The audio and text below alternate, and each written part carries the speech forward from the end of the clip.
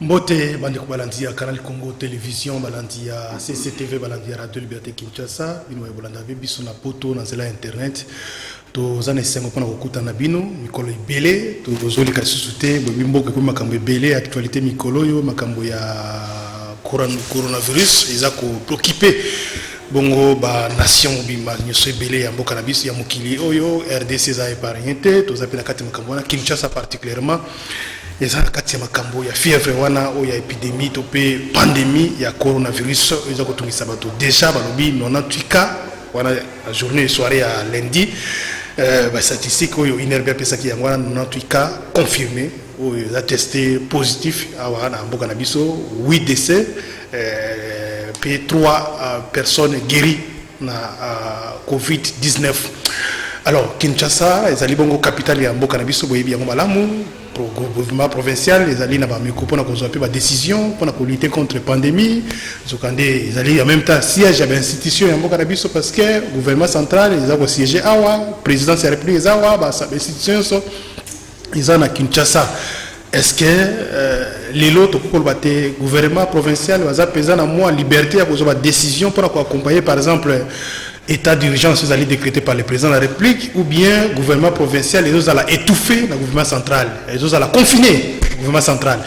Donc le gouvernement il y a mission il y a mokona lelo. Deuxième chose les alliés makambetali bongo confinement ils allaient qui annoncé pour samedi kasi et ça là qui bongo reporté pour une autre date pour éviter bato ba interpréter mon ndenge na ndenge bato musu ba apprécier bato musu ba critiquer les bato musu ba insister que il faut confinement et seulement notamment cardinal Ambongo asengi yango bino tatonement eza bien te et ko aggraver situation ya pandémie na mboka na biso déjà ndenge zo ko évoluer to monique ba statistiques zo kene peza malamu te masolo wana to na kobeta yango pona mkona lelo to yambi ndeko Désiré Mbonzi wa Mbonzi azali moponami ya ville ya Kinshasa azali cadre na mouvement de libération du Congo mingi penza bengi secrétaire national tali makama mobilisation to yambi mingi na qualité na ya député provincial pour la kobeta masolo mingi kotala pe social ya population tout moni ba suspendre ba biloko belé ba terrasse ba engager ka bato ba suspendre oh ba boîte de nuit ils allaient peine ba travailler ba suspendre oh ba restaurant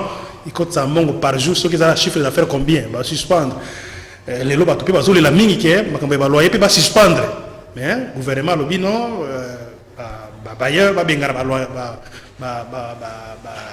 ba locataire te nyonso wana eza ko préoccuper population par ya population zanini. C'est vrai qu'il faut lutter contre l'épidémie, il faut combattre coronavirus, mais sikoyo que fait l'état au retour pour prendre en charge la population, que fait le gouvernement provincial pour répondre à la préoccupation bato ba perdre de l'ogre bango bato ba faire ne bandako au retour ba ko sala nini pour que parce que sila ndeko Désiré Mbonzi mbote mbote mingi jamais dar liwoso mbote ba congolaise pe ba congolais ba chinoise pe ba chinois mbote mingi na bandeko banga baso ya commune ya limité boyamba mbote euti et pa na yeme somi ekolo kumu ya Congo mwana mboka Jean-Pierre Bemba Gombo prophète politique maître d'école attaque au Azana moi matanga kasi a pesibino mbote.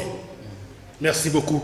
Donc condoléances na biso na président national du mouvement de libération du Congo maman Liliane Bemba pour na liwa ekomi Yaya Kulutu Yaya awe paix à son âme bato ba yebi restaurant transition on a parlé du peuple je crois yebi papa na biso wana zalaki wana oui voilà mais atiki biso lobi loleki pour moi bokono et zalaki ko déranger na moi basanza ebele voilà paix à son âme. Merci ndeko Désiré wa Mbonzi période oyo ya pandémie ozo vivre en ndenge ni na cité parce que tout le monde na grand plateau lui bon bino pe grand plateau atako passe zali bokolo baté Désiré Mbonzi aloba souté abatami akimi est-ce que yepe aza touché aza atteint aza nini bon na bino na koluka Désiré Mbonzi ya to solo la solo ya Kinshasa ozo vivre période ndenge nini fatu kota na bozindo ya masolo na biso période oyo ezali ngonga moko ezali période oyo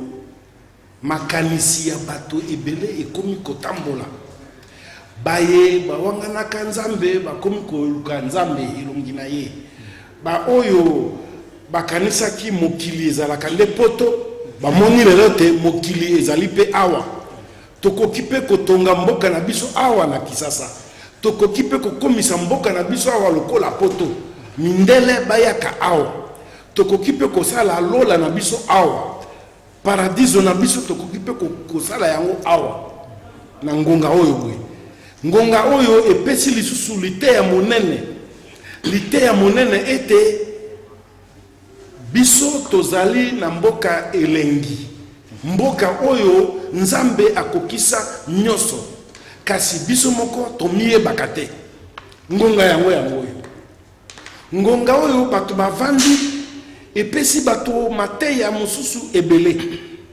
ete esengeli kozalaka malamu na bandeko kozalaka malamu na bato c'est-à-dire soki ozwi likama bandeko basusu bakoya kosalisa yo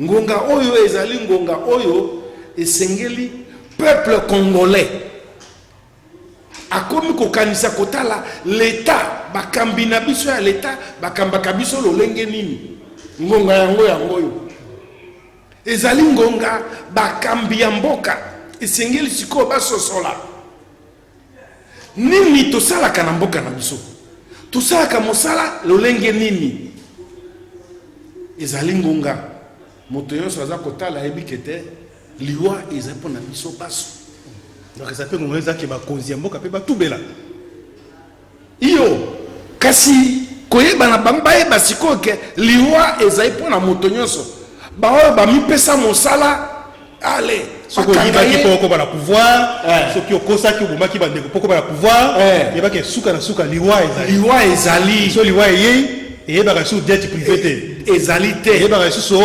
bavoyage yaki na nini te ezali te ngonga yango oyo ezali soki peuple congolais kobima na étape oyo congolais abimi bomoto ekoti na motu te loba tolokama tozali bato koloka soki situation tozali na yango oyo tobimi na kati tobongoli bizaleli te mingi penza na niveau ya bakonzi soki tochange bizaleli te ya lobaki boye mpona nini tokanga ye toboma ye. Alors gestion ya coronavirus c'est ça le problème oyo ezokopréoccupe bana Congo lelo actualité mondiale ekomi kaka coronavirus baédition kaka spéciale la télévision nyonso ya mokili baradio nyonso ya mokili bajournaux bamédia nyonso en ligne ekomi kaka coronavirus tozoba sikoyo makambo etali gestion ya makambo wana ya coronavirus na mboka na biso ntango banda koyoka mwa mosika o bachinois o bafrançais o baitalien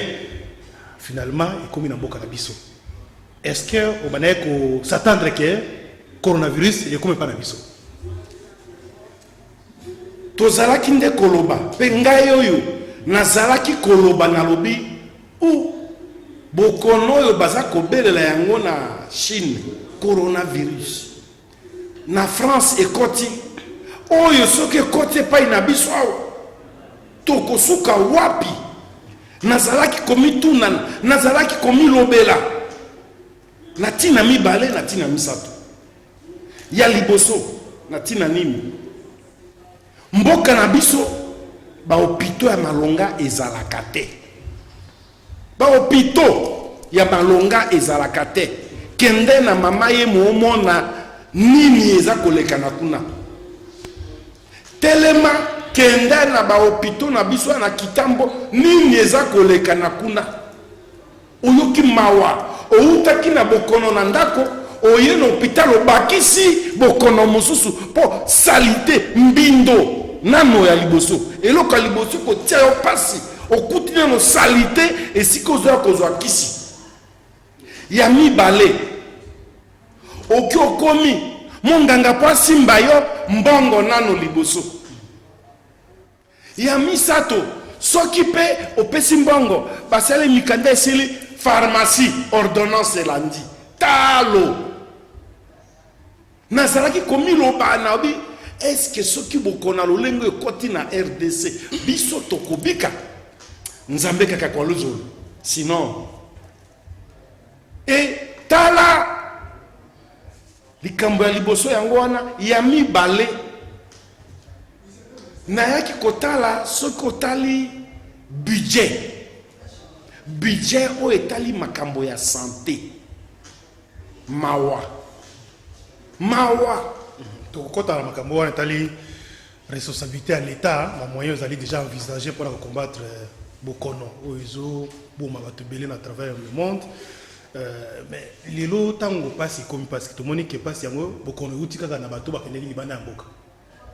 Donc, et bien par la bisoté. Tu vois qu'ils sont en Chine, ils sont en Nini, mais apparemment, l'État, apparemment, vous allez que dans moi, tu es peut-être que côté, est-ce que mesure où va jouer les lots pour que ça là que battre les mélames, au moins que mesure il y a l'État à se mettre en action à temps ou à manière observer et qu'il y a moins ça que toi assister dans la cas toi enregistrer. Et ça le col parce que moi défaillance ça mis quelque part. Défaillance on est outil nani. Et ça le col ko seka motakbe na vélo. Lolenge l'État na biso à se comporter lolenge na ya ko kam ko landa likambo eza ko motakbe na vélo akbe a terme a ko sa oseka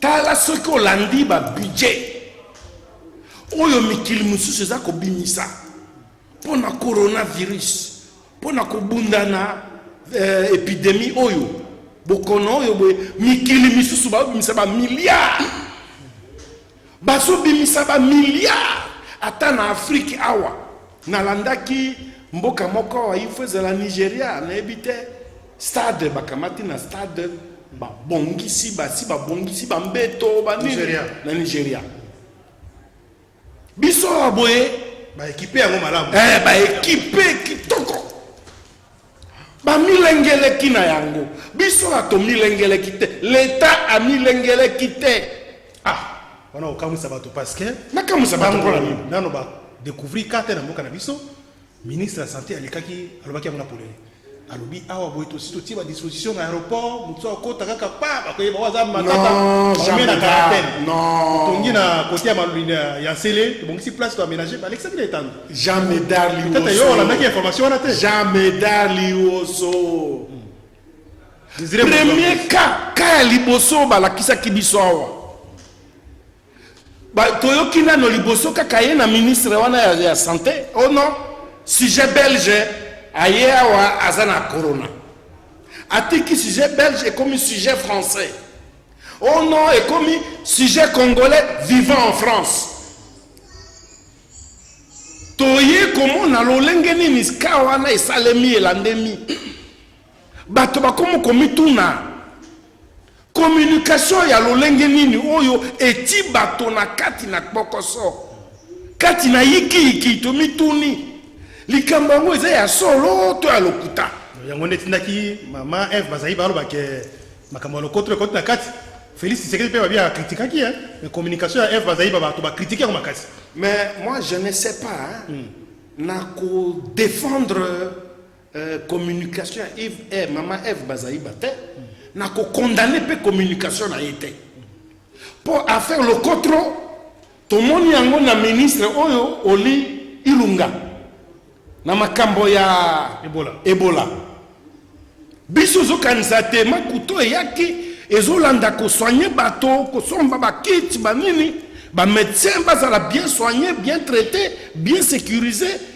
te yazo kwa makutana ye na makambo mosusu petala lelo bakati likambo allez 5 ans et à travaux forcés pour la malversation mbala liboso na yoka ministre de la santé médecin de surcroît azala sanctionné puni de malversation financière ye pezaka médecin ya fait papa Etienne Tshisekedi bon na yebite to yoka ba bongo alors mais alors s'il vous plaît nakati na tweet ya mama Bazaiba na yoka wana ezalaki lokola zo kebisa nde baye bako gérer donc bato ba comprendre ou bien non bato ba comprendre bien qui tu m'abe nga na luka kotanga na tanga yango bweti na mona sika ya wangani maladi te nga na mona nde sika alakisi te bato bakolanda mingi nde lokotro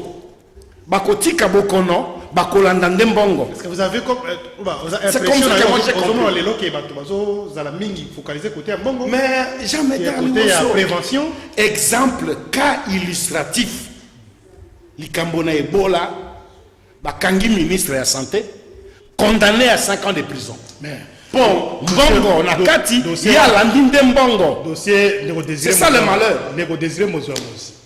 Mboko ya biso Congo, ça m'a comme belé. Tam sous Zara, Nzela, président Malamuté. Et puis que Makambo ya ministre de la santé ya Kala, il semble que ça n'est pas information toujours il y a un autre tiers conditionnel qui est conflit d'intérêt là qui va me casser avec la présidence de la République. Le président a voyé a joué attribution c'est comme ça la présidence. Les lopes toujours c'est quoi si c'est dans le même scénario parce que ministre de la place quoi était ni longondo. Il y a très les gars casquette, il y a ministre pour annoncer la tweet. Nicolas Pe comme ça c'était une heure comme annoncer yemoko. Attribution comme na pas professeur Mouyembe et comme il y a une cellule moko za na présidence de la République. Alors finalement, qu'est-ce que fait le ministre de la Santé? Est-ce que il y a un conflit d'intérêt peut-être que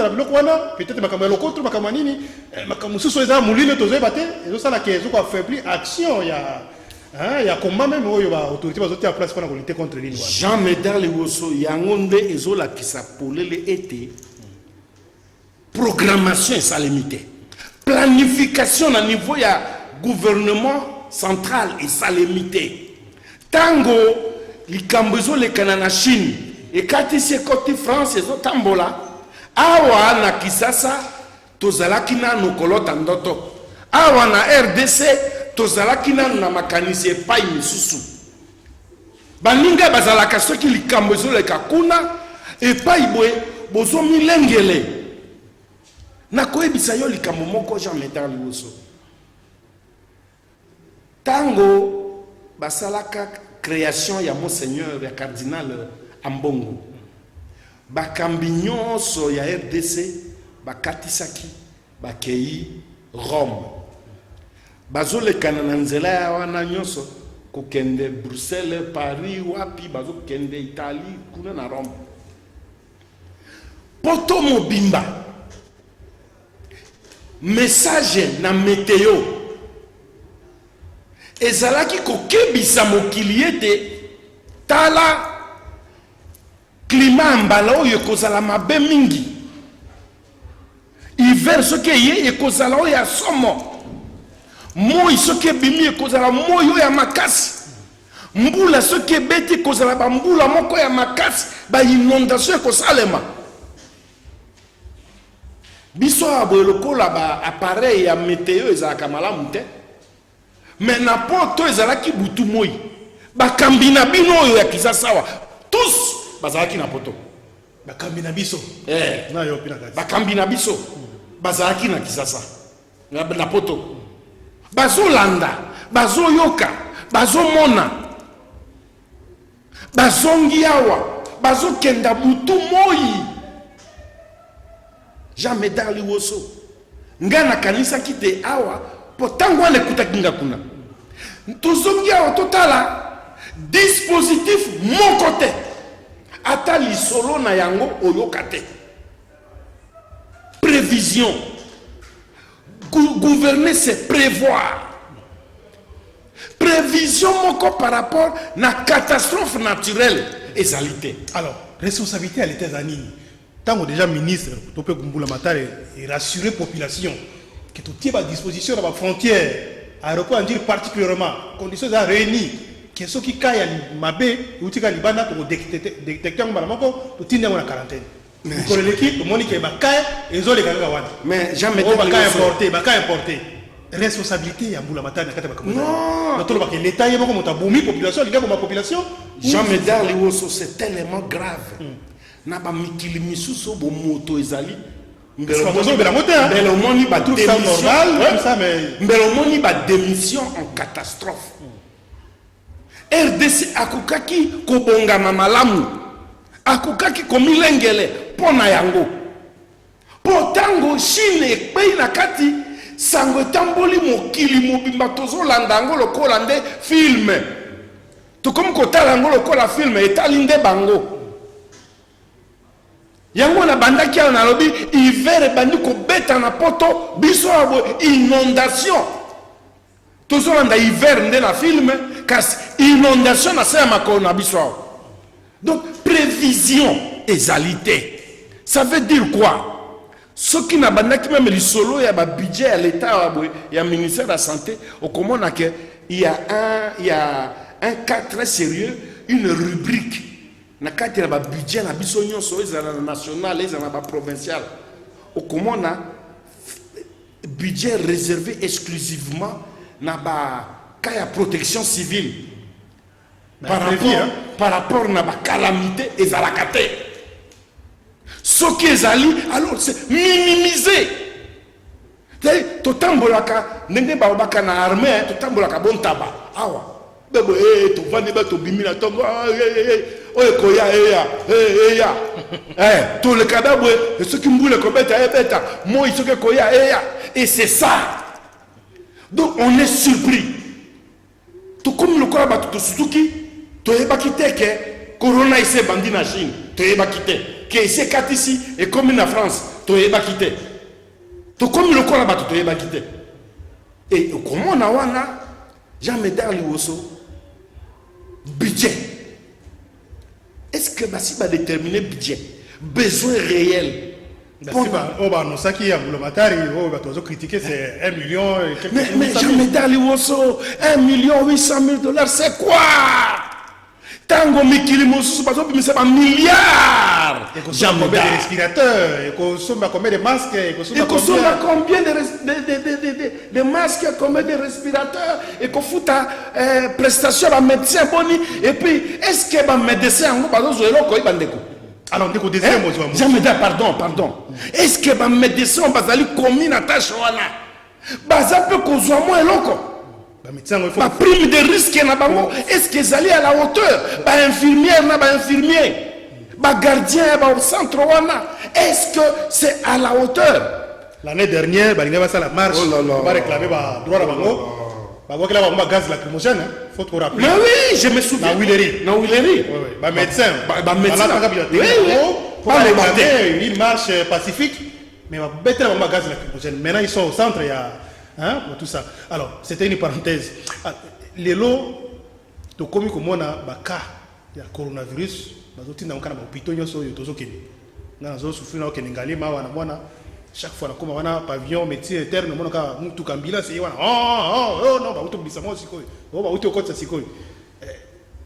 terme il y a protection, quarantaine, on va utiliser le centre, l'hôpital traditionnel pour nous tirer.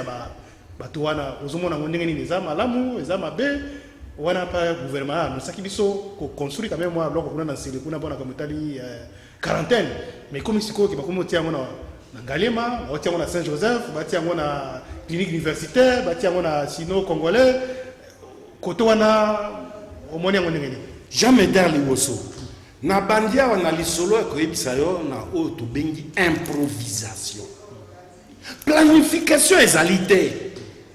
Na yebisi awate nyuso na euti na nini tomona ki yango lokola maseki tokanisa ki te épidémie na ezali ya Chine et pourtant tango ba chinois bazai koloba ba chaîne de télévision ba radio internationale étrangère eza koloba ezo sakola koyebisa te ezali redoutable eza na propagation et kotambola molongo mobimba bazai kokebisa ta toza komituna biso awa. On avait un ministère, on a un ministère de la santé. Il y avait le ministre de la santé, il avait tous ses services. Est-ce qu'il y a un non, d'abord ça. C'est ça le problème. Deuxièmement, il y a tout un gouvernement qui se dit de la République. Bango va traiter en dengenine, va gérer en dengenine. Les lois oyo, to komina tâtonnement, ou va bengi ko tâtonner. Omeka osimba awa ndakisa liboso kaka moto liboso babela ki azana yango ote batilie na kinkole et comme il obi ote azande na njili na centre sino congolais mais c'est grave résultat tâtonnement yango tozana. Alors liboso to comme ma mesure état d'urgence président a décrété, il y a eu des mesures au président Nosaki. Ils ont relayé à travers différentes provinces. C'est vrai que Kinshasa est un miroir Yamboka, l'autorité centrale, le gouvernement central, Zawana, l'union institution Zawaboué. Alors, il y a une responsabilité du gouvernement provincial dans tout ça. C'est quoi? Non, moi. Le gouvernement provincial, les alliés étouffés ou ils ont ça quelque chose. est-ce que par exemple l'initiative aux autres un peu bloqué dans le gouvernement central ou c'est quoi responsabilité qui fait le gouvernement provincial? Non, lecture na lecture nangai. Vous allez député, oui, j'ai vu. Je suis sûr que aussi au solo na gouverneur quoi comme wapi bazo ça va nini bazo bloqué wapi. Attends na solo li na été. J'ai observé et j'ai vu na mon été réunion à Bassalaka tantôt avec le premier ministre, tantôt avec le cabinet du président de la République. Contradiction, confusion, Zali. Avec le premier ministre, ils avaient convenu que confinement total est seulement. Mais tout de suite, communiquer à votre président de la République, oh non, levez la mesure. Donc, cacophonie, ça veut dire que décentralisation est bien comprise. Et la ville de Kinshasa est victime de l'Okowana. Le gouvernement central, tantôt, a empiété l'attribution à la ville de Kinshasa. Et ce qui n'est pas normal. Finalement, la ville de Kinshasa, telle que dirigée, et qu'on a la responsabilité de mon côté, engagement mon côté, parce que la primature va parler, le vice-premier ministre à l'intérieur va s'imposer, la présidence va décider. Et donc c'est ce qui se passe. Et ce qui t'occupe en cours ce danger, dans le processus au Mobimba. Et qui est un processus de grande importance. Moi, je ne défends pas qui que ce soit, mais je constate, c'est ce qui s'est passé à la face du monde. Le matin, on nous dit conditionnement total, confinement total. Quelques heures après, la présidence dit allez, vous levez cette mesure. Mais est-ce qu'au-delà de tout, au-delà il y a moi étouffement, au gouvernement provincial, à subir, et pas il y a le gouvernement central, et puis président de la République, est-ce que ma commissaire m'a dit à la précipitation? Est-ce que c'était vraiment mûri? C'était bien réfléchi que décréter confinement, c'est qu'à confirmer ça le samedi. J'ai dit, c'est qu'à samedi. Est-ce qu'il n'y a pas eu quelque chose aussi de la part du gouvernement provincial? Non, en complicité avec le gouvernement de la République? À voir et à en croire. Kota la ndenge makamulika na ville. Kota la lolenge communication otoyokaki était et si koti et aussi les sabato et boma bato. Qui pouvait résister à ça? Les lobo qui ça mobimba. Makanisi ezali susu ya koluka kisite, makanisi ezende ya kobanga liwa. Omoni? To vange wabwe, jamais d'armes. Moi, nano to landite skanini. Il y a un décret où il y a une ordonnance, il y a un arrêté qui met en place Ninimoko pédagogique, une cellule où ils ont réfléchi sur la mise au point, il y a traitement. Les parlementaires qui nous payent. Non, les parlements sont paralysés. Bien que non, tous autres travaillent, on ne travaille pas. Il y a un cas de force majeure. Où il y a un parlement, l'assemblée délibérante en confinement.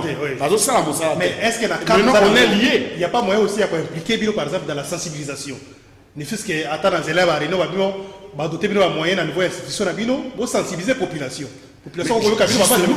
C'est ce qui ne qu'est-ce qui s'est fait? Rien à ce que je sache.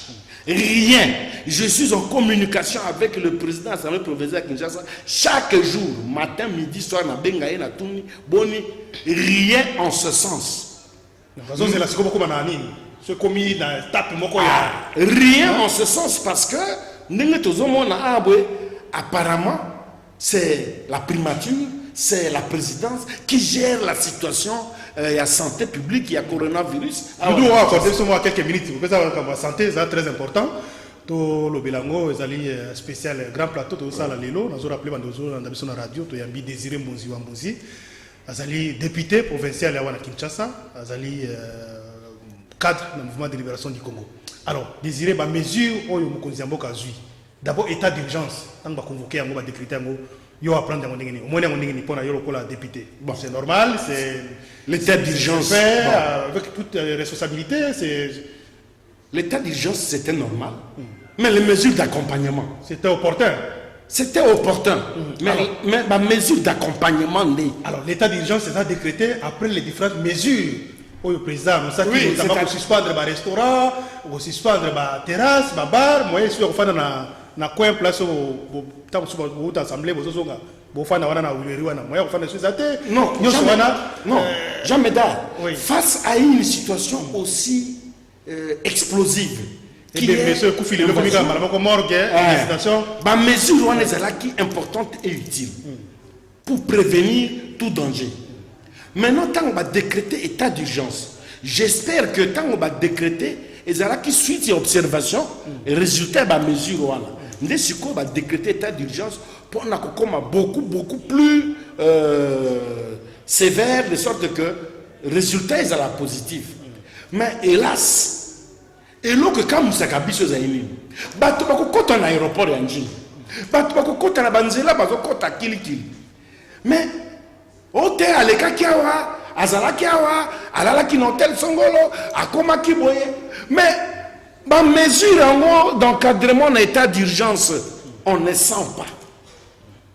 Les gens se sont déjà dispersés, ils se sont promenés avion que longoyawa et que Lubumbashi et plus de 2000 contacts. Hein, c'est grave. On ne comprend rien. C'est-à-dire que mesure, c'est-à-dire application, il y a ma mesure. Qu'il y a un problème, exécution, et ça vraiment, ce n'est pas efficace. Qu'est-ce qu'il faut maintenant en termes de proposition pour que ma mesure soit efficace?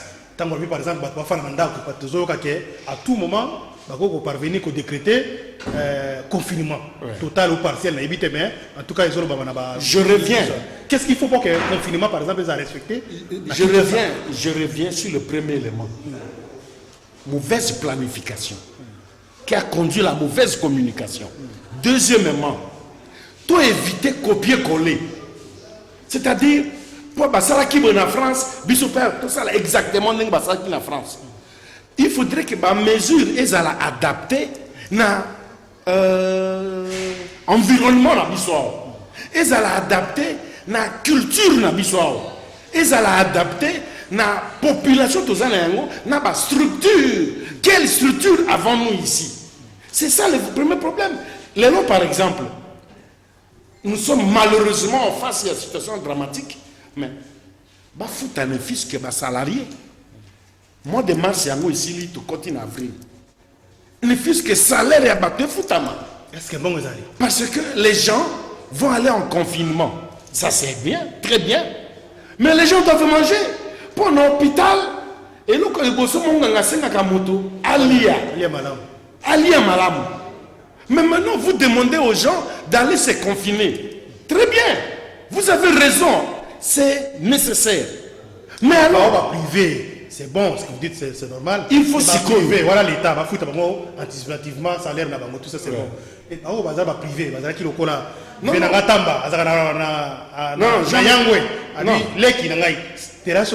s'il vous plaît. 15 employés. S'il vous plaît, pour tout ce que l'État fait aussi. Il est connu et établi que Mbongo est Tambola Kanamokili et Outakana l'État. Les privés, tout ça, ça breuve là-bas. On dit, ce qu'il est là, privé, kozala préjudicié tel que vous le dites, restaurant, terrasse, nini, c'est important, mais ne fût-ce qu'une petite solution en amont que fonctionnaire, foutama. Ça c'est un problème. Bangona no foutama pour tout pallier déficit tu as choc tu et ça la généraliser. Situation il y a 48 heures, 72 heures donc puis le mati ça qui a commis autant et donc omoni phénomène lokotro yangwana. Phénomène lokotro na mito ba congolais. Ba oyo ba kobimisa misolo lokotro F bazai ba. Ba oyo ba kobimisa misolo pona mosala oyo bakamati balekisi pembeni lokola docteur Oli Ilunga. Ba oyo awa na cité lokotro azana eloko ya 10 000 francs il y a comme ça 100 000 lokotro. Alors beaucoup ça na ngo ya bizale na biso mo ki somi bali to misa to on répondre beaucoup c'est parce que to comme na suka ya émission pratiquement na suka lelo makambo etali identité ya ba malade. Bato comme bombango c'est anormal. Comme le quoi sida. C'est anormal. Est-ce que c'est évident pour bomba combo est-ce que c'est pas moyen de déclarer c'est anormal. Ce qui président la République azali touché, alors le président azali touché, nazala confinement, nazala quarantaine. Comme ça se passe ailleurs, toujours. Mais oui, tout le monde est prince à Monaco. Prince à Monaco. C'est anormal, justement. C'est anormal. Pourquoi Bazobomba identité, il y a ma malade? C'est ma grande personnalité. Pourquoi? Moi j'ai vu le prince de Monaco abîmé à l'Obingaï, Naza atteint, Chico santé Nangaï et Bandiko s'améliorer. J'ai vu Madame Allemagne, Angela Merkel, pour avoir échangé avec un médecin, je ne sais lequel, il est mon quoi qui est commis isolé.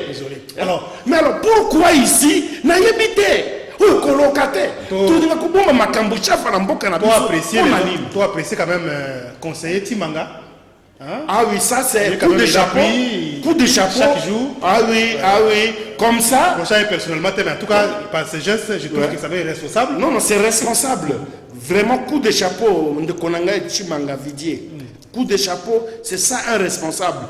Comme ça, il faut comprendre que bazala kinaye bakolba ngane to ko so la mingi tikana kena ko ça l'examen peut-être que voilà, il faut comprendre que coronavirus c'est une fatalité. Et c'est fatalité. Quand on y a voté mais comment ils allient contamination et tout ça. Et ça peut se soigner. Donc, ça peut se soigner et ça se guérit. Et c'est le problème. Voler wana et sengeli to ebisaka bandeko.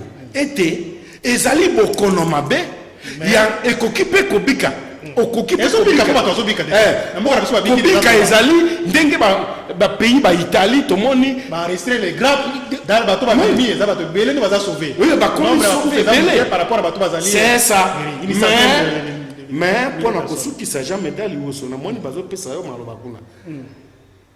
Et loko liboso soki to boy coronavirus to boy na no bosoto na nzoto na biso.